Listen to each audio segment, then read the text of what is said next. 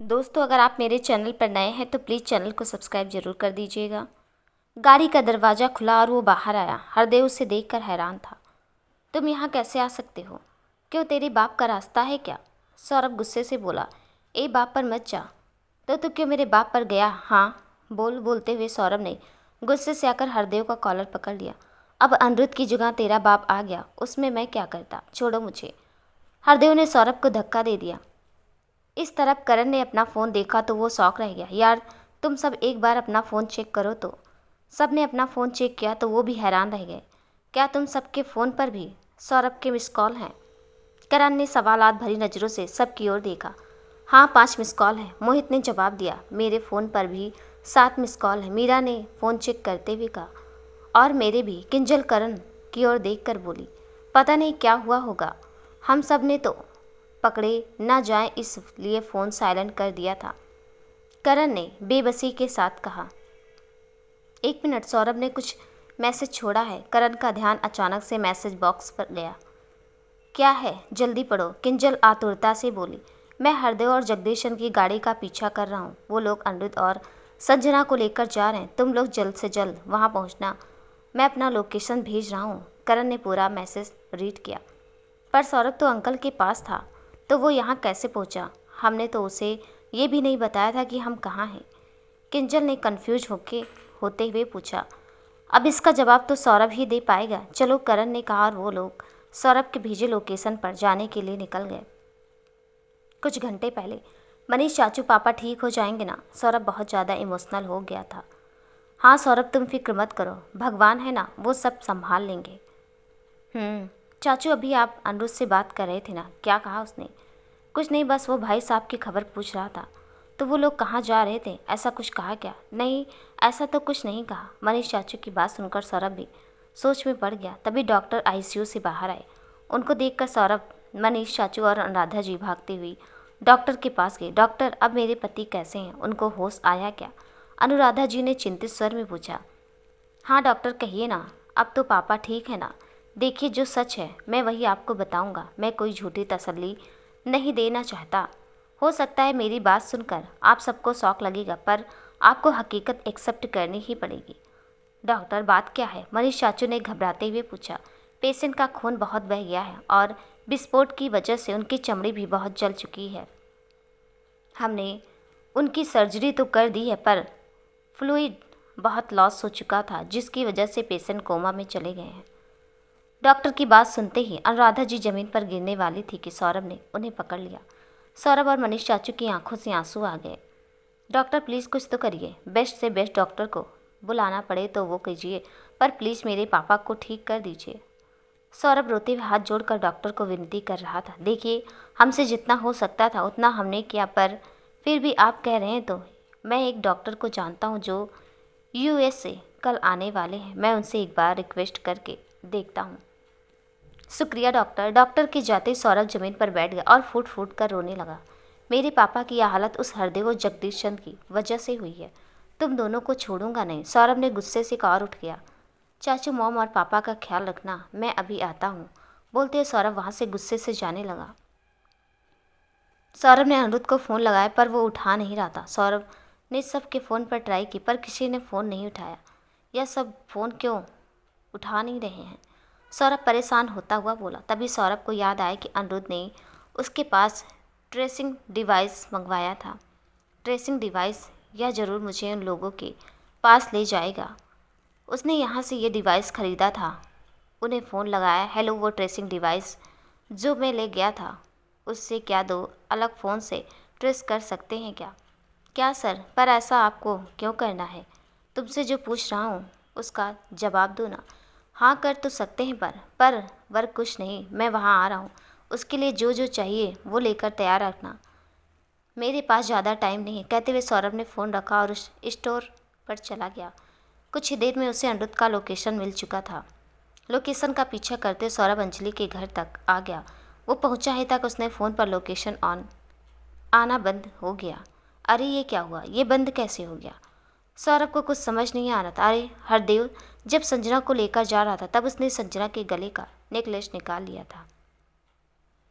सौरभ यह सब सोच ही रहा था, उसे हरदेव दिखाई दिया और वो आदमी संजना और अनिरुद्ध को लेकर बाहर आए। सौरभ ने सोचा कि अभी बाहर जाए, उनको रोक लें, पर अकेले ऐसे बिना सोचे समझे जाना उसे ठीक नहीं लगा। हरदेव और जगदीशर ने बीच वाली सीट में संजना और अनिरुद्ध को बिठाया और दोनों खुद आगे बैठ गए। सबसे पीछे उनके दो आदमी बंदूक लेकर बैठ गए।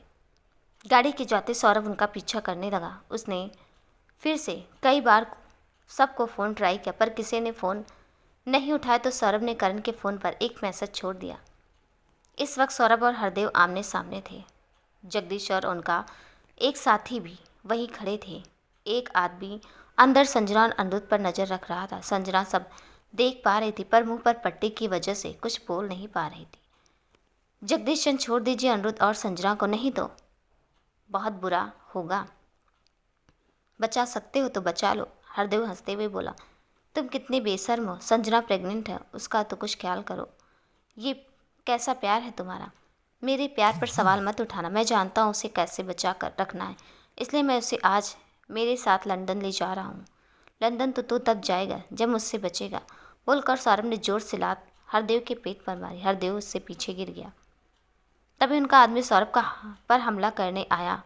सौरभ ने उसे भी जोर से मुक्का मारा और फिर उसके पिछवाड़े में जोर से लात मारी और वो फिर गिर गया। यह देखकर जगदीश चंद घबरा गए। सौरभ को बहुत गुस्सा आ रहा था कि वो जगदीश चंद को मारने के लिए आगे बढ़ा, तो हरदेव ने उसका हाथ पकड़ लिया। हरदेव सौरभ को मारने लगा। सौरभ खुद को बचा नहीं पाया और ज़मीन पर गिर गया। वो लोग सौरभ को मार रहे थे। संजना ने यह देखा नहीं जा रहा था। उसकी आंखों से आंसू बहने लगे। तभी अनिरुद्ध को धीरे धीरे होश आने लगा। उसने धीरे से अपनी आँख खोली तो उसे बंधी हुई रोती हुई संजना दिखाई दी। अनिरुद्ध ने फिर से अपनी आंखें बंद कर दी। उसे यह देखकर बहुत दर्द हुआ। उसे एहसास हो गया था कि उसके पीछे भी कोई था, इसलिए वो जल्दबाजी ना करके वो ऐसे ही लेटा रहा। उसने अपनी आंखें खोलकर पीछे की ओर देखा तो वो दूसरा आदमी बाहर की ओर देख रहा था। अनिरुद्ध को यही सही मौका लगा और उसने बिना कुछ सोचे पीछे से झपट कर उसकी गर्दन पकड़ ली और मुंह दबोच लिया। संजना एकदम से चौंक गई। अनिरुद्ध ने जोर लगाकर उस आदमी की गर्दन मरोड़ दी और वो भी बेहोश हो गया। अनिरुद्ध ने संजना के मुंह पर से पट्टी खोली। पट्टी खोलते संजना तुरंत सौरभ की ओर उंगली करके बोली, अनिरुद्ध वो देखो, वो लोग सौरभ को मार रहे हैं। अनिरुद्ध ने उस तरफ नज़र की। अनिरुद्ध ने जल्दी से संजना के हाथ खोल दिए। संजू सुनो, तुम यहीं रुकना, बाहर मत आना, मैं उन्हें संभालता हूँ, बोलकर अनिरुद्ध बाहर चला गया। अनिरुद्ध ने पीछे से हरदेव को पकड़कर खींचा और उसे धक्का देकर दूर कर दिया। फिर उस गुंडे को भी पकड़ा और लात मार कर दूर कर दिया। जगदीश चंद की और अनिरुद्ध ने गुस्से से एक नज़र की तो जगदीश चंद खुद ही पीछे हट गया। अनिरुद्ध ने सौरभ को अपना हाथ दिया। सौरभ अनिरुद्ध का हाथ पकड़कर खड़ा हो गया। ठीक हो तुम? हाँ ठीक हूँ, सौरभ ने कहा। फिर अनिरुद्ध और हरदेव और सौरभ और उस गुंडे के बीच ऐसी हाथापाई शुरू हुई कि जगदीश चंद तो उनसे दूर जाकर ही खड़े हो गए। अनिरुद्ध और सौरभ दोनों पर भारी पड़ रहे थे। तभी जगदीश चंद पिछली बार की तरह एक पत्थर हाथ में लेकर पीछे से वार करने आ गए। वो इस बार सौरभ के माथे पर पत्थर मारने ही वाले थे कि अनिरुद्ध ने उन्हें देख लिया और उन्हें जोर से धक्का दे दिया। धक्के से जगदीश चंद पीछे की ओर एक धारदार पत्थर पर गिर गए। जैसा उन्होंने किया वैसा ही फल आज उन्हें मिला था। पत्थर से टकराकर वो वहीं बेहोश हो गए। हरदेव यह देखकर बहुत गुस्सा हुआ और वो अनिरुद्ध को हटाकर जगदीश चंद के पास चला गया। पापा उठो, आंखें खोलो अपनी। वो उन्हें जगाने की कोशिश करने लगा, पर वो नहीं उठे। ये ठीक नहीं किया तुमने, अब तू गया, बोलकर हरदेव अनिरुद्ध के पास जाकर उसे मारने लगा। अनिरुद्ध के मुंह से और नाक से खून बहने लगा, पर हरदेव रुक नहीं रहा था। सौरभ ने गुंडे पर आखिरी जोर से वार किया और वो वहीं नीचे गिर गया। सौरभ ने पीछे से हरदेव पर अटैक किया तो अनिरुद्ध भी मौका देकर हरदेव को मारने लगा। सौरभ और अनिरुद्ध ने हरदेव को मिलकर बहुत पीटा। हरदेव खून से लथपथ होकर जमीन पर गिर गया। अब उससे उठा भी नहीं जा रहा था। हार मान लो हरदेव, अरुण ने आखिरी चेतावनी देते हुए कहा। पर हरदेव की नज़र तो कहीं और थी। उसे ज़मीन पर कुछ दूरी पर गिरी हुई बंदूक दिखाई दे रही थी। वो जैसे उठकर बंदूक लेने जा रहा था कि अनिरुद्ध ने आकर वो बंदूक उठा ली। नहीं नहीं हरदेव, मैं तुम्हें ये गलती नहीं करने दूंगा। अनिरुद्ध ने कहा। वो बंदूक हरदेव पर ताक दी। अनिरुद्ध हरदेव के बहुत पास खड़ा था। हरदेव ने कुछ सोचा और अनिरुद्ध के पैर पर जोर से लात मारी तो अनिरुद्ध बैलेंस बना नहीं पाया और जमीन पर गिर गया। इतने में हरदेव खड़ा हुआ और भागता हुआ गाड़ी के पास गया और दरवाज़ा खोलकर संजना का हाथ पकड़ उसे बाहर खींच लिया और उसके गले पर चाकू रख दिया।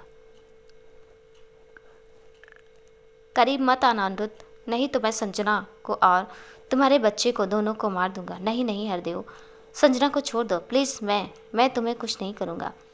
अनिरुद्ध घबराए हुए बोला। मुझे तुम पर भरोसा नहीं है, मैं संजू को नहीं छोड़ूंगा, वो सिर्फ मेरी है, समझे।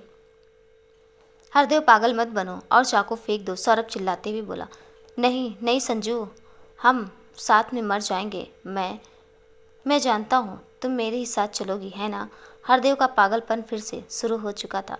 अनिरुद्ध गोली चलाओ, सौरभ जोर से बोला। अनिरुद्ध की बंदूक अभी भी हरदेव की ओर थी, पर आगे संजना थी। अनिरुद्ध संजना की वजह से गोली चलाने से डर रहा था। संजना तैयार हो जाओ, हम जा रहे हैं, हरदेव ने कहा और वो आगे कुछ करे इससे पहले अनिरुद्ध ने ट्रिगर दबा दिया और गोली सीधे हरदेव के सीने पर जाकर लगी। हरदेव के मुंह से निकल गई, पर अभी वो संजना को पकड़े हुए था। अनिरुद्ध ने फिर से गोली चलाई। दूसरी गोली भी हरदेव के सीने पर जाकर गिरी। हरदेव जमीन पर गिरे उससे पहले उसमें जितनी ताकत बची थी उसका इस्तेमाल करके संजना को आगे की तरफ धक्का दे दिया और संजना जोर से जमीन पर गिर गई। संजू, अनिरुद्ध जोर से चिल्लाया। संजना, सौरभ भी दौड़ता हुआ उनके पास आया। संजना बेहोश हो गई। संजू संजू आंखें खोलो प्लीज़ प्लीज़ संजू। अनिरुद्ध रोते हुए संजना को जगाने की कोशिश कर रहा था। तभी करण और बाकी सब वहाँ पर पुलिस के साथ आ गए। क्या हुआ संजू को, वह इतने भागते हुए अनिरुद्ध के पास आते हुए कहा, पर अनिरुद्ध बिना कुछ कहे सिर्फ रोए जा रहा था। उन सब की नज़र हरदेव पर गई जिसके सीने पर 2 गोली लगी थी और हरदेव की वही मौत हो चुकी थी। अनिरुद्ध होश में आओ, हमें संजू को हॉस्पिटल ले जाना होगा, करण अनिरुद्ध को समझाता हुआ बोला। मेरे संजू मेरा बेबी, मेरी गलती है, मैं उन्हें नहीं बचा पाया। अनिरुद्ध अभी भी किसी बात की बात नहीं सुन रहा था। करण ने अनिरुद्ध को जोर से हिलाया। होश में आ मेरे भाई। तभी अनिरुद्ध को होश आया। तुम आ गए, देखो ना संजू को क्या हो गया। अनिरुद्ध खुद को संभालो, हमें संजू को हॉस्पिटल ले जाना है, करण ने कहा। हाँ हाँ, अनिरुद्ध उठा और फिर वो लोग संजू को लेकर गाड़ी में हॉस्पिटल जाने निकल गए। करीब 1 घंटे से संजना हॉस्पिटल के कमरे भी थी। अनिरुद्ध और बाकी सब डॉक्टर के आने का इंतजार कर रहे थे। तभी डॉक्टर बाहर आए। डॉक्टर, संजू कैसी हैं और मेरा बच्चा ठीक तो है ना। अनिरुद्ध भागता हुआ डॉक्टर के पास जाकर बोला, आपकी वाइफ ठीक है, ज़्यादा चोट नहीं लगी है, पर क्या डॉक्टर, पेशेंट की जोर से गिरने की वजह से गर्भाशय की मेम्ब्रेन टूट चुकी है, इसलिए अभी हमें डिलीवरी करनी पड़ेगी, नहीं तो बेबी का बचने का चांस नहीं है। पर डॉक्टर, अभी तो 7.5 महीने ही हुए हैं। अनिरुद्ध ने परेशान होते हुए कहा। हाँ, पर यही एक तरीका है जिसमें हम बेबी को बचा सकते हैं, हमें यह करना ही होगा। ठीक है डॉक्टर, आप कुछ भी करिए, पर मेरी बेबी को और मेरी संजू को कुछ नहीं होना चाहिए, प्लीज़। आप बेफिक्र रहिए, हम अपना काम जानते हैं। वैसे बच्चे की डिलीवरी सिजेरियन सेक्शन से करनी होगी, कहकर डॉक्टर चले गए। अनिरुद्ध ने अपनी मुट्ठी कस ली। उसे इस वक्त बहुत ज़्यादा डर लग रहा था। वो मन ही मन बहुत घबरा रहा था। उसका जी तो कर रहा था कि वो अंदर संजू के पास ही चला जाए और उसका हाथ कस कर पकड़ ले, पर वो इतना मजबूत था कि रो भी नहीं पा रहा था। करण ने अनिरुद्ध को परेशान देखा तो उसके पास आ गया और उसके गले लगा लिया। अनिरुद्ध भी खुद को रोक नहीं पाया रोने से। सौरभ, मोहित, किंजल तीनों भी अनिरुद्ध के गले लग गए। कुछ ही देर में रागिनी जी और राजेश जी भी वहां आ चुके थे। कुछ वक्त के बाद दरवाज़ा खुला। दरवाजे से डॉक्टर आ गए रहे थे। सब आस भरी नज़रों से डॉक्टर को देख रहे थे। बधाई हो, आपको बेटी हुई है, डॉक्टर हंसते हुए बोले। यह सुनकर अनिरुद्ध की आंखें चौड़ी हो गई। उसके चेहरे पर बड़ी सी मुस्कुराहट आ गई और साथ में आंखों में आंसू भी। मेरी बेटी, मुझे पता था बेटी ही होगी। मैंने संजू से कहा था, मैं पापा बन चुका। अनिरुद्ध खुशी से झूम उठा था। डॉक्टर, मुझे मेरी बेटी से मिलना है, कहाँ वो। अनिरुद्ध मुस्कुराते इधर उधर देखने लगा। नहीं, आप उसे नहीं मिल सकते। यह सुनते अनिरुद्ध की मुस्कुराहट एक पल में गायब हो गई। क्यों, मैं अपनी बेटी से क्यों नहीं मिल सकता। आपकी बेटी बहुत कमज़ोर है, हमने उन्हें ऑब्जर्वेशन में रखा है। 2 दिन हमें बच्ची को यहीं हॉस्पिटल में रखना होगा और तब तक आप बच्ची को छू नहीं सकते। नहीं, मुझे अभी जाना है। बच्ची मेरे बच्ची के पास है, मेरी बच्ची के पास। आप मुझे रोक नहीं सकते, बोलकर अनिरुद्ध जाने लगा। सुनिए, रुकिए, आप इन्हें, बच्ची बहुत कमज़ोर है, उन्हें छूना भी अलाउड नहीं है। डॉक्टर चिंतित होकर बोले। अनिरुद्ध, समझने की कोशिश करो बेटा, वो सही कह रहे हैं। संजू को 9 महीना पूरे नहीं हुए थे, इसलिए बच्ची कमज़ोर है, तुम उसके पास नहीं जा सकते बेटा, रागिनी जी ने अनिरुद्ध को समझाते हुए कहा। अनिरुद्ध धीरे से संजना के पास आया और पास में बैठ गया। वो संजना के माथे पर हल्के हल्के हाथ फेरने लगा। तभी संजना ने अपनी आंखें खोली। अनिरुद्ध को अपने पास देखकर संजना ने तुरंत अनिरुद्ध को गले लगा लिया। संजना बिना कुछ कहे बस रो रही थी और अनिरुद्ध भी नम आंखों से उसे सहला रहा था। हमारी बेटी ठीक तो हो जाएगी ना? संजना ने भावुक होकर कहा। बिल्कुल, मैंने अभी डॉक्टर से बात की है, वो ठीक है संजू। हाँ, पर मुझे एक बार मेरी बेटी को देखना है। ये लोग मुझे मेरी बेटी को नहीं देखने दे रहे हैं। संजू, मैं जानता हूँ ये वक्त हम दोनों के लिए मुश्किल है, पर हम कुछ कर नहीं सकते। डॉक्टर उन्हें चेकअप के लिए ले गए हैं। अनिरुद्ध संजना को समझाने की कोशिश कर रहा था, तभी डॉक्टर कमरे के अंदर आए। रिपोर्ट में कुछ आया क्या? अनिरुद्ध ने तुरंत खड़े होकर चिंतित स्वर में पूछा। नहीं, हमने सब रिपोर्ट्स कर लिए हैं। आपकी बेटी बिल्कुल नॉर्मल है। वक्त से पहले डिलीवरी होने की वजह से हमें यह रिपोर्ट्स करने पड़े। I am sorry. नहीं डॉक्टर, आप तो सिर्फ अपनी ड्यूटी ही कर रहे थे, माफ़ी तो हमें मांगनी चाहिए। सॉरी डॉक्टर, अनिरुद्ध ने शर्मिंदगी के साथ कहा। डॉक्टर, क्या अब मैं अपनी बेटी को देख सकती हूँ क्या? संजना ने उम्मीद भरी नज़रों से डॉक्टर की ओर देखकर कहा। ठीक है, आप दोनों चलिए मेरे साथ, पर हाँ, आप उसे छू नहीं सकते, सिर्फ दूर से ही देख सकते हैं। पर आपने तो कहा कि मेरी बेटी नॉर्मल है, फिर क्यों? देखिए अनिरुद्ध जी, बच्ची नॉर्मल है, पर वेट कम होने की वजह से हमने उन्हें इनक्यूबेटर में रखा है ताकि हम बेबी को मॉनिटर कर सकें। ठीक है डॉक्टर, हम आपकी बात याद रखेंगे, अनिरुद्ध ने कहा और फिर संजना को सहारा दिया और दोनों डॉक्टर के पीछे चलने लगे। पास ही एक कमरे में बेबी को इनक्यूबेटर में रखा गया था। संजना और अनिरुद्ध सामने अपनी बेटी को देखकर भागे। उनकी आंखें नम हो गई थी। वो बिल्कुल छोटी सी थी, कोमल, मुलायम, नाजुक, छोटे छोटे हाथ, छोटा सा प्यारा सा, बिल्कुल संजना की तरह दिखता उसका प्यारा सा मुँह था। वो अपनी आंखें बंद करके सो रही थी। बेबी ने धीरे से अपनी आंखें खोली, मानो वो अपनी मम्मी पापा के आने का ही इंतजार कर रही थी। देखो संजू, हमारी बेटी कितनी प्यारी और सुंदर, बिल्कुल तुम्हारी जैसी दिख रही है, अनिरुद्ध मुस्कुराता हुआ बोला।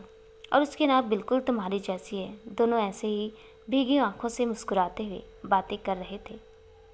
कल तक सब ठीक हुआ तो आप बेबी को घर ले जा सकते हैं, डॉक्टर मुस्कुराते हुए बोले और चले गए। कुछ देर बाद रागिनी जी, राजेश जी, अनुराधा जी और मोहित संजना और अनिरुद्ध के साथ अपने घर आई लक्ष्मी के साथ खेल रहे थे, बातें कर रहे थे। अनुराधा जी भी कुछ पल के लिए अपना सारा दुख भूल चुकी थी। उन सबको ऐसे हंसता देख अनिरुद्ध को बहुत सुकून मिल रहा था। वो धीरे से वहाँ से बाहर आ गया। करण और सौरभ वहीं बाहर खड़े थे। अनिरुद्ध, मेरी बारी कब आएगी? मुझे भी मेरी प्रिंसेस से मिलना है, आखिरकार चाचू हूँ मैं उसका। सौरभ ने अनिरुद्ध के पास आकर कहा। हाँ हाँ, ये सब बाहर आ जाए, फिर तुम दोनों चले जाना। वैसे तुम कहो ना, वो कैसी दिखती है? सौरभ ने एक्साइटेड होकर कहा। मेरी बेटी बहुत ही प्यारी है, तुम्हें पता है वो इतनी छोटी सी है और उसके हाथ पैर कितने छोटे छोटे हैं। वो फूल की कली की तरह कोमल सी है, बिल्कुल संजू जैसी दिखती है। अनिरुद्ध मुस्कुराता हुआ बोल रहा था और सौरभ और करण भी उसके साथ मुस्कुरा रहे थे। तभी पुलिस वहाँ आई। मिस्टर अनिरुद्ध, हमें आपसे कुछ बात करनी। इंस्पेक्टर ने वहाँ आते हुए कहा। जी इंस्पेक्टर साहब, जगदीश चंद अब ठीक हो चुके हैं और उन्हें हम जेल ले जा सकते हैं। अपनी बेटी की मौत की खबर सुनकर वो बहुत गुस्सा हैं, तो आप पुलिस स्टेशन आइए, यही बेहतर है। स्टेशन ना आइए, यही बेहतर है। हाँ, पर हरदेव का क्या? मैंने जान ली है, हरदेव की एक बाप को बेटे से दूर किया है। अनिरुद्ध अचानक से सब याद आते ही घबरा गया था। हरदेव की पूरी विधि के साथ अंतिम संस्कार कर दिया गया है और आप की ओर कोई गलती नहीं थी मिस्टर अनिरुद्ध। उस हालत में वही सही था जो आपने किया। और अनिरुद्ध और हरदेव और जगदीश चंद के खिलाफ सारे सबूत हमारे पास हैं, आगे हम संभाल लेंगे। बस आपको कुछ कागजात पर साइन करनी होगी, वो हम आपके पास लेकर आ जाएंगे। ठीक है इंस्पेक्टर, थैंक यू, करण ने कहा और अनिरुद्ध की तरफ देखा जो परेशान लग रहा था। अनिरुद्ध, तुम परेशान मत हो, तुम जानते हो ना उसने क्या क्या किया है। वो इसी लायक है, और तुम अपनी बेटी के बारे में सोचो ना कि हरदेव के बारे में, करण ने अनिरुद्ध को समझाते हुए कहा। तभी संजना, रागिनी जी, अनुराधा जी और बाकी सब बाहर आए। चलो अब हम जाते हैं, सौरभ ने एक्साइटेड होकर कहा और अनिरुद्ध और करण को खींचकर अंदर ले गया। अगले दिन सभी चेकअप के बाद बेबी को डिस्चार्ज दे दिया गया। संजना और अनिरुद्ध ने पहली बार अपनी बेटी को अपने हाथ में उठाया। वो पल उनके लिए सबसे खास बन चुका था। इस पल को सौरभ ने अपने कैमरे में कैप्चर कर लिया था। अनिरुद्ध और संजना बेबी को घर ले जाने से पहले उसे लेकर अखिल अंकल के रूम में पहुंचे। देखो देखो हम कहाँ आ गए हैं, दादू के पास, अनिरुद्ध बोलते हुए अखिल अंकल के पास बैठ गया। उनकी बंद आंखें उसे अभी भी खल रही थी। संजना ने अखिल अंकल का हाथ उठाकर अपनी बेटी के सिर पर रख दिया। दादू के पास उसकी परी आ गई है, अब वो जल्दी से ठीक हो जाएगी, है ना परी? संजना मुस्कुराती हुई बोली। यह सुनकर अनिरुद्ध के चेहरे पर भी मुस्कुराहट आ गई। प्लीज़ अंकल जल्दी ठीक हो जाइए, हम आपको बहुत मिस कर रहे हैं। आपने तो कहा था कि सबसे पहले मेरी बेटी या बेटे को आप खुद हाथ में लेंगे, पर आपने अपना प्रॉमिस तोड़ दिया, अनिरुद्ध उदासी के साथ बोला। फिर अपने आंसू को रोक नहीं पाया तो उठकर बाहर चला गया। संजना भी अनिरुद्ध के पीछे आ गई। अनिरुद्ध, क्या हुआ? संजू, आज हमारी बेटी का गृह प्रवेश होगा और शाम को अंकल की सर्जरी। ये खुशी और गम साथ क्यों आते हैं? ना तो हम पूरी तरह से दुखी हो सकते हैं, ना पूरी तरह से खुश। अनिरुद्ध, जहाँ सुख है वहाँ दुख आएगा ही ना।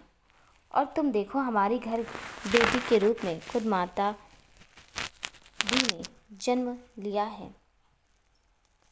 अब जो होगा अच्छा ही होगा, ये मुझे विश्वास है। हमारी बेटी हमारी खुशियों की वजह भी बनेगी और हमारे दुख पर हावी भी होगी। संजना की बात से अनिरुद्ध को फिर से हिम्मत आ गई। कुछ देर बाद वो लोग प्यारी सी गुड़िया को साथ लेकर ओबराय मेंशन पहुँचे, जहाँ बड़ी धूमधाम से ग्रैंड तरीके से घर में आई लक्ष्मी का वेलकम किया गया। आज सब बहुत खुश थे। सभी अपनी परेशानी को भूलकर इस खुशी में शामिल हो गए थे। शाम को अखिल अंकल जी की सर्जरी सक्सेसफुल हो चुकी थी। अखिल जी को अगले दिन होश आ चुका था। अखिल जी की आंख जैसे ही खुली कि सामने अनिरुद्ध, संजना और उनकी प्यारी सी गुड़िया थी, जो बड़े ही गौर से और मासूम तरीके से अखिल जी को देख रही थी। अखिल जी की आंखें भर आई, वो भावुक हो गए और कुछ बोल ही नहीं पाए। देखा, मैंने कहा था ना, सब ठीक हो जाएगा। अंकल को होश आ गया, संजना मुस्कुराती हुई बोली। अनिरुद्ध भी मुस्कुराए हुए जल्दी से अखिल जी के गले लग गया। आपको परेशान करने वाली आ चुकी है अंकल। अखिल जी यह सुनकर मुस्कुराने लगे। थोड़ी कमजोरी की वजह से वो ज़्यादा बोल नहीं पा रहे थे, पर उनकी आंखें उनकी खुशी को अभिव्यक्त कर रही थी। अंकल, हम दोनों कन्फ्यूजन में हैं कि परी के लिए कौन सा नाम बेटर होगा, तो हमने यहाँ डिसाइड किया है कि आप जो पसंद करेंगे वही फाइनल होगा। संजना अखिल अंकल के पास आती हुई बोली। अखिल अंकल ने हाँ में अपनी आंखें बंद करके खोली। ठीक है अंकल, तो मैं यह चाहता हूँ कि हमारी बेटी का नाम मायरा हो, और मैं चाहती हूँ कि हमारी बेटी का नाम नायरा हो। तो आप ही बताइए कौन सा ज़्यादा बेटर है। संजना और अनिरुद्ध ने अपनी उंगली आगे की तो अखिल अंकल ने संजना की उंगली पकड़ ली। ये तो फाइनल हो गया, हमारी बेटी का नाम आज से होगा नायरा। संजना खुशी से उछलने लगी। अनिरुद्ध भी मुस्कुराने लगा। ठीक है, वैसे मुझे भी यह नाम पसंद ही था। ऐसी मस्ती मजाक में एक दिन निकल गया। अगले दिन अखिल जी को डिस्चार्ज दे दिया गया था। रात को करण और किंजल एक रोमांटिक डेट पर आए हुए थे। करण, ये हमारी पहली डेट है, मैं बहुत एक्साइटेड हूँ। किंजल बहुत खुश थी। अरे, हमने पहले भी साथ में कई बार खाना खाया है, तो पहली डेट कैसी हुई? वो बात अलग थी और ये बात अलग है। कैसे अलग है? उस वक्त तुम मुझे प्यार नहीं करते थे ना? यह सुनकर करण मुस्कुराने लगा। सुनो किंजल, तुम जब ऐसी बातें करती हो ना तो बहुत क्यूट लगती हो, सच में। पर कैसी बातें? यही बच्चों जैसी बातें। ये डिफरेंट फेस बनाती हो, अजीब सी हरकतें करती हो, तब सच में बहुत क्यूट लगती हो। पर पहले तो ये सब तुम्हें पसंद नहीं था, हर वक्त डांटते रहते थे। किंजल ने मुँह बिगाड़ते हुए कहा। तब मैं बिल्कुल इडियट था, पर अब खुद को समझ पा रहा हूँ। काश ये मुझे कॉलेज के वक्त समझ आ गया होता तो आज शायद हमारी शादी भी हो चुकी होती। किंजल करण की बात सुनकर शर्म से लाल हो चुकी थी। पर अभी भी देरी नहीं हुई है, करण ने कहा और वो जमीन पर बैठ गया। किंजल एकदम से खड़ी हो गई। ये क्या कर रहे हो तुम? सब हमें देख रहे हैं तो देखने दो, बोलकर करण ने पॉकेट में से रिंग बॉक्स निकाला। आई love you Kinjal so much. मैं पूरी ज़िंदगी तुम्हारे साथ बिताना चाहता हूँ। तुम्हारी बकबक सुनना चाहती हूँ, तुमसे बेइंतहा मोहब्बत करना चाहता हूँ। तो क्या तुम इस इडियट की बेरंग ज़िंदगी में अपनी मासूमियत का, प्यार का रंग भरना चाहोगी? Will you marry me Kinjal Singhania.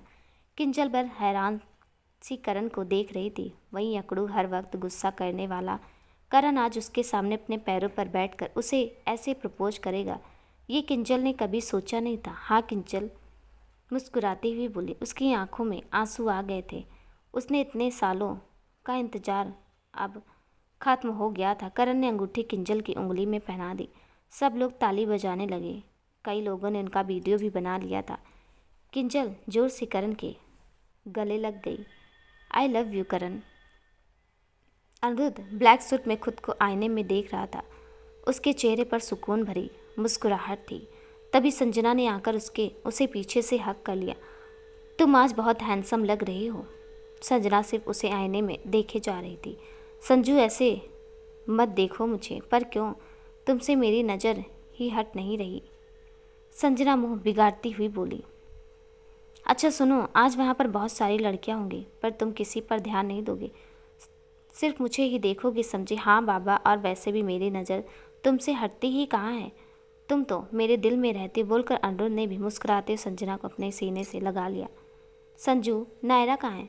Naira माँ के पास है। माँ शब्द सुनते ही अनिरुद्ध हैरान रह गया। संजना ने अनिरुद्ध की तरफ देखा, जो कुछ सोच रहा था। क्या सोच रहे हो? क्या मॉम भी यहाँ आई हैं? यह सुनकर संजना मुस्कुराई और ना में अपना सिर हिला दिया। अनिरुद्ध को समझ नहीं आया। वो बस संजू को सवालात भरी नज़रों से देखने लगा। अनिरुद्ध, मैं आंटी की बात कर रही थी, पता नहीं क्यों, पर मेरी जुबान से उनके लिए माँ निकल गया। पर अब लग रहा है कि जैसे मैंने बिल्कुल सही कहा। क्या? मैं कुछ समझा नहीं। देखो अनिरुद्ध, अनुराधा आंटी और अखिल अंकल ने तुम्हें बचपन से पाला है। तुम्हारे लिए वो सब किया है जो एक मॉम डैड अपने बच्चे के लिए करते हैं। और तुमने भी कहा था कि अंकल आंटी तुम्हारे लिए मॉम डैड से भी बढ़कर हैं। हाँ संजू, वो मेरे लिए बहुत खास है। मॉम डैड के साथ में ज़्यादा वक्त गुजार नहीं पाया था, और जितना भी वक्त हमने साथ बिताया था उनमें से मुझे कुछ पल ही याद हैं, क्योंकि तब मैं छोटा था। पर अंकल आंटी इतने सालों से मेरे साथ हैं, मुझे सौरभ से भी बढ़कर प्यार देते हैं। आई एम सॉरी अनिरुद्ध, पर एक बात थी जो मैं तुमसे बहुत वक्त पहले करना चाहती थी, पर अखिल अंकल ने मुझे तुमसे कहने के लिए मना किया था, पर अब मैं खुद को रोक नहीं पा रही। बोलते बोलते संजना की आंखें भर आई। संजू, क्या बात है? तुम रो क्यों रही हो? एक दिन जब मैं अंकल को दवाई देने जा रही थी, तभी मैंने अंकल और आंटी की बातें सुनी। वो तुम्हारे बारे में बातें कर रहे थे। मेरे बारे में? पर क्या? अंकल कह रहे थे कि जब तुम्हारे पापा आखिरी सांस ले रहे थे, तब उन्होंने अंकल से कहा था कि वो तुम्हें अपने बेटे की तरह संभाले, तुम्हें एक पिता का प्यार दे, तुम्हें कभी माँ और पापा की कमी खलने ना दे। पर जब तुम उन्हें अंकल बुलाते हो, तब उन्हें लगता है कि वो अपना वादा पूरा नहीं कर सके, वो तुम्हारे लिए कभी एक पिता नहीं बन सके। और यही बात उन्हें परेशान करती थी। वो तरसते थे तुम्हारे मुंह से उनके लिए पापा शब्द सुनने के लिए। पर अंकल ने मुझे तो ऐसा कुछ कहा नहीं। अनिरुद्ध की आंखें नम हो चुकी थी, क्योंकि वो चाहते थे कि तुम सामने से उन्हें पापा बुलाओ, ना कि किसी के कहने पर। क्या तुम्हें नहीं लगता कि उन्हें उनके लिए अंकल आंटी से ज़्यादा पापा और माँ शब्द सही रहेगा? यह सुनकर अनिरुद्ध सिर्फ हाँ में अपना सिर हिला पाया। अनिरुद्ध, रिश्ते सिर्फ खून से नहीं जुड़ते, बल्कि प्यार से जुड़ते हैं। दुनिया में ऐसे कई लोग हैं जिनके अपने माता पिता और संतान नहीं होते, पर वो प्यार से नए रिश्ते बनाते हैं। कई बार ऐसा होता है कि कोई माँ अपने सौतेले बेटे को अपनाती नहीं है, कोई बेटा अपने दूसरे पापा और दूसरी माँ को अपनाते नहीं हैं। पर अंकल आंटी ने कभी हमें पराया नहीं समझा, अपने सगे बेटे और बेटी की तरह रखा है। संजू, तुम सही कह रही हो। मुझे उनके दर्द के बारे में कभी पता ही नहीं चला, और मैंने कभी इस बारे में सोचा भी नहीं। थैंक यू संजू, मुझे रियलाइज़ करवाने के लिए। अब आज ही मैं अपनी गलती सुधारूंगा। अनिरुद्ध की आंखों में आंसू के साथ मुस्कान भी थी। अब चलो सेंटी मत हो और अब तुम बाहर जाओ, मुझे तैयार होना है। आज मैं एक बड़े बिजनेसमैन की वाइफ बनकर जाने वाली हूँ, तो मुझे तैयार होने में वक्त लगेगा, संजना ने एटीट्यूड के साथ कहा। तो अनिरुद्ध हंसने लगा। ठीक है, पर प्लीज़ थोड़ा जल्दी करना डार्लिंग, कहते हुए अनिरुद्ध चला गया। दूसरी तरफ भी कुछ यही हाल था। किंजल अपने घर में बहुत देर से आईने के सामने तैयार हो रही थी और करण तैयार होकर मुंह बिगाड़े उसे ही घूर रहा था। किंजल, कितनी देर, ये तुम्हारा सजना तवन्ना कब खत्म होगा? क्या तुम थोड़ी देर शांत नहीं बैठ सकते? ऐसे मेरे सिर पर मंडराते रहोगे तो मैं तैयार कैसी होंगी? किंजल गुस्से से बोली। पर मैं आधे घंटे से यहाँ खड़ा हूँ और तुम तो ऐसे रेडी हो रही हो जैसे तुम्हें वहाँ पर राष्ट्रपति सम्मानित करने वाले हों। बकवास मत करो करण, तुम्हारी वहाँ इतनी बड़ी इवेंट है, तुम्हें इतना बड़ा प्रोजेक्ट मिलने वाला है और मैं वहाँ सिंपल दिखूँगी तो कैसा लगे? आखिर मैं तुम्हारी गर्लफ्रेंड हूँ और इस वीडियो वायरल होने के बाद अब सबको पता चल गया है। रुको रुको, ये क्या पहन रही हो? वो ईयरिंग अच्छी नहीं है, वो दूसरी वाली तुम पर ज़्यादा सूट होगी। यह सुनकर किंजल करण को घूरने लगी। आई एम सॉरी, करण बोलकर चुप हो गया। अब कुछ मत बोलना करण, आधे घंटे से तुम यही कह रहे हो, ये नहीं वो पहनो, ये अच्छा नहीं लग रहा, वो अच्छा लगेगा। क्या है ये? मुझे अपनी तरह से तैयार होने दो, समझे? और तुम बाहर जाओ, किंजल गुस्सा होकर बोली। तो करण मुंह बिगाड़ कर बाहर चला गया। उसके जाते ही किंजल मुस्कुराने लगी और करण ने जो कही थी वो ईयरिंग पहन ली थी। कुछ घंटे में सब लोग तैयार होकर 15 अगस्त के इवेंट के लिए निकल गए। इवेंट में बहुत सारे लोग आए थे। स्पेशल गेस्ट के लिए अलग से बैठने की व्यवस्था की गई थी। अनिरुद्ध, संजना, सौरभ, करण को स्टेज पर प्रधानमंत्री के साथ बैठना था। कुछ वक्त के बाद इवेंट शुरू हुई। संजना, मीरा, किंजल, अंजलि, मोहित, अखिल जी, अनुराधा जी, मनीष चाचू, वैशाली और पूरा परिवार स्पेशल गेस्ट के रूप में स्टेज के साइड में बैठे हुए थे। नायरा संजू की गोद में सो रही थी। पहले राष्ट्रगान और फिर डिफरेंट एक्टिविटी हुई। वो अब मैं इनवाइट करना चाहता हूँ mister Aniruddh Oberoi, mister Saurabh Malhotra, mister Karan Sharma, anchor ने कहा। अनिरुद्ध, सौरभ और करण खड़े हुए स्टेज पर आगे आए। करण और सौरभ ने अनिरुद्ध को बोलने जाने के लिए इशारा किया तो अनिरुद्ध माइक के पास आया और बोलना शुरू किया। Hello friends, first of all आप सभी को हैप्पी इंडिपेंडेंस डे। और मैं हमारे प्रधानमंत्री जी का शुक्रिया अदा करता हूँ कि हमें इस स्टेज पर आने का मौका दिया। आज बहुत ख़ास दिन है और इस दिन कुछ और भी बहुत ख़ास होने वाला है। आज मैं इस मुकाम पे खड़ा हूँ तो वो सिर्फ मेरे परिवार की वजह से। तो सबसे पहले मैं अपने परिवार को शुक्रिया कहना चाहूँगा कि उन्होंने हमेशा मेरा साथ दिया। माँ, पापा, थैंक यू सो मच। यह सुनते अखिल जी और अनुराधा जी हैरानी से अनिरुद्ध की ओर देखने लगे। हाँ, मैं आपको ही कह रहा हूँ, माँ और पापा, अनिरुद्ध ने मुस्कुराते हुए अखिल जी और अनुराधा जी की ओर देखकर कहा। मेरे मॉम और डैड जब मैं छोटा था तभी गुजर गए थे और तब से मेरे अखिल अंकल ने और अनुराधा आंटी ने मुझे पाला है। पर आज किसी ने मुझे रियलाइज़ करवाया कि मेरे लिए मेरे अंकल आंटी मेरे माँ पापा हैं। Thank you Sanju. संजना यह सुनकर इमोशनल हो गई। अखिल जी और अनुराधा जी भी संजना को की ओर देखने लगे और उनकी आंखों में भी आंसू थे जो संजना को बहुत ज़्यादा आशीर्वाद दे रहे थे। आज मैंने पहली बार अपने अंकल आंटी को माँ और पापा बुलाया है। हमारे सरनेम अलग है पर हमारे दिल एक हैं। हमारा एक दूसरे के लिए प्यार है। मेरे चाचू, मेरी वाइफ और सबसे ज़रूरी last but no this list मेरे दोस्त। अरुण ने सौरभ और करण को देखते हुए कहा। मेरे दोस्त हर बार चाहे दुख हो या सुख मेरे साथ खड़े रहें। ये मेरी स्ट्रेंथ है, मेरी पावर है, मेरे जिगर के 2 टुकड़े हैं। तो मैंने सोचा कि जब ये टुकड़े, ये स्ट्रेंथ, ये पावर एक हो जाए तब क्या होगा। अनिरुद्ध के मुंह से यह सुनते ही सभी पब्लिक में कानाफूसी शुरू होने लगी जिसकी आवाज़ अनिरुद्ध और बाकी को भी सुनाई दे रही थी। आप सब सोच रहे हैं हो वो बिल्कुल सही है, अनिरुद्ध मुस्कुराता हुआ बोला। हाँ, जब कॉलेज में थे तब हमने सपना देखा था कि हम साथ में मिलकर बिजनेस करेंगे, पर फिर सब अलग हो गए और ऐसा कुछ नहीं हो पाया। आज फिर एक बार हम साथ हैं और हम चाहते कि हम तीनों मिलकर यह सपना पूरा करें। अनिरुद्ध क्या बोलते ही एक जोरदार तालियों की गूंज उठी। यह देखकर सबके चेहरे पर मुस्कुराहट आ गई। तो मैं अनिरुद्ध ओबराय, करण शर्मा और सौरभ मल्होत्रा आज से हमारी कंपनी को मर्ज कर रहे हैं। यह सुनकर फिर से जोरदार तालियों की आवाज़ सुनाई दी। करण, सौरभ, आप यहाँ आइए। अनिरुद्ध के कहने पर करण और सौरभ अनिरुद्ध के पास आकर खड़े हो गए। अनिरुद्ध ने माइक करण को दे दिया। सो फाइनली आज हमारा ड्रीम पूरा हो रहा है। आप देखिए कि चाहे सर्वा इंडस्ट्री हो या ओबराय हो, आज सबसे सक्सेसफुल इंडस्ट्री में से है।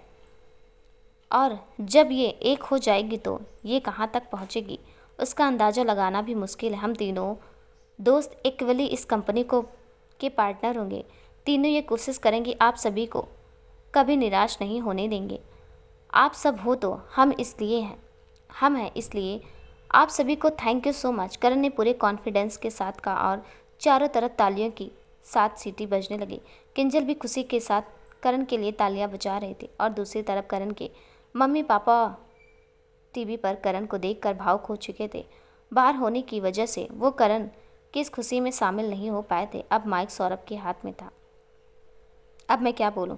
जो बोलना था वो तो इन दोनों ने ही बोल दिया। सौरभ ने इस मजाकिया अंदाज से सब हंसने लगे। जैसा कि इन्होंने कहा कि हम तीनों इस कंपनी के एक वली पार्टनर हैं, तो इस कंपनी के नाम में भी हमारे नाम का एक वली हिस्सा है। हाँ, और ये नाम हम तीनों आपको साथ में बताएंगे। सौरभ ने माइक तीनों के बीच किया। तो हमारी इस कंपनी का नाम है SKS फार्मा ग्रुप। तीनों साथ में बोले और यह सुनकर सब खड़े होकर तालियां बजा रहे थे। प्रधानमंत्री भी खड़े हुए और तीनों के पास आकर उनको बधाइयाँ दी। अब इसका फुल फॉर्म आई थिंक मुझे बताने की ज़रूरत नहीं है, आप सब लोग समझदार हैं, समझ ही गए होंगे। Thank you so much. Saurabh ने हंसते हुए कहा और फिर माइक अपनी जगह रख दिया। प्रधानमंत्री जी ने गुलदस्ता देकर अनिरुद्ध, करण और सौरभ को कॉन्ग्रेचुलेट किया। अब चारों ओर शांति थी और माइक हमारे देश के प्रधानमंत्री के पास था। तो आज हम सब लोग जिस वजह से यहाँ एकत्रित हुए हैं वो करने का समय आ चुका है। आज एक बहुत बड़ा प्रोजेक्ट हम लॉन्च करने वाले हैं और वो भी अभी अभी नए जुड़े SKS फार्मा ग्रुप के साथ। प्रोजेक्ट बहुत बड़ा है और हमारे देश के युवा पीढ़ी के हित के लिए। तो गवर्नमेंट और SKS फार्मा ग्रुप मिलकर एक बहुत बड़ी फार्मा इंडस्ट्री का निर्माण करने जा रहे हैं, जिसमें ना कि फार्मेसी से जुड़े कोशिश चलाए जाएंगे बल्कि साथ में एक बहुत बड़ा फार्मास्यूटिकल रिसर्च सेंटर बनाया जाएगा।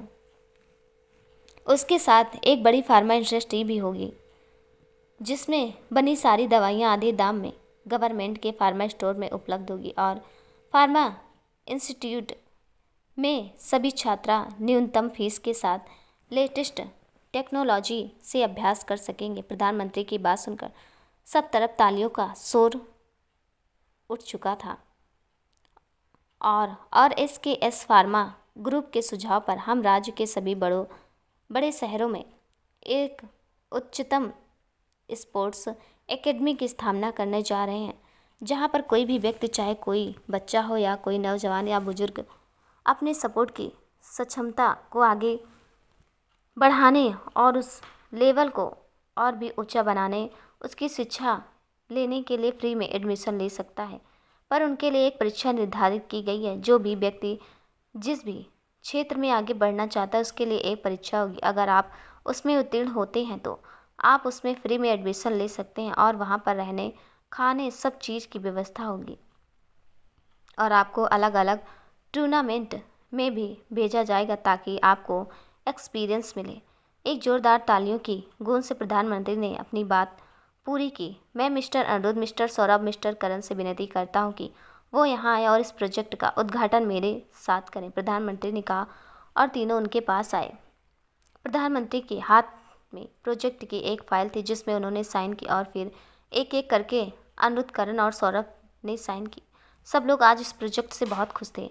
इस 2 प्रोजेक्ट से देश के युवाओं को एक नया रास्ता मिलने वाला था जिससे वो अपने देश का नाम ऊंचा बनाने में देश के साथ जुड़ सकते थे। आज सभी न्यूज़ चैनल पर यही न्यूज़ चल रही थी। सब SKS फार्मा ग्रुप में गवर्नमेंट की भर भर कर तारीफ कर रहे थे। देश को ज़रूरत थी ऐसे प्रोजेक्ट की जो देश के अर्थतंत्र को मजबूत बनाए और भारत देश का डंका पूरी दुनिया में बजाए। 3 साल बाद। संजू, कहाँ हो तुम? नायरा बेटा, पापा बुला रहे हैं, प्लीज़ आ जाओ बेटा। अनिरुद्ध पूरे घर में संजना और नायरा को ढूंढ रहा था, पर वो उन्हें कहीं दिखाई नहीं दे रहे थे। माँ, क्या आपने संजू और नायरा को देखा? अनिरुद्ध ने अनुराधा जी के पास आकर कहा। नहीं बेटा, मैंने भी सुबह से उनको नहीं देखा। कहाँ चले गए? अनिरुद्ध परेशान होकर सोफे पर बैठ गया। तभी किसी ने पीछे से अनिरुद्ध की आंखें बंद कर दी। वो छोटे छोटे हाथ अपनी आंखों पर महसूस करके अनिरुद्ध के चेहरे पर मुस्कुराहट आ गई। पापा, बताओ कौन है? नायरा ने हंसते हुए कहा। उसकी चुलबुली हंसी और उसकी प्यारी प्यारी बातें अनिरुद्ध को और भी मुस्कुराने पर मजबूर कर गई। पापा की प्रिंसेस नायरा बोलकर अनिरुद्ध ने पीछे मुड़कर नायरा को उठा लिया और उसे घुमाने लगा और नायरा की हंसी पूरे घर में गूंजने लगी।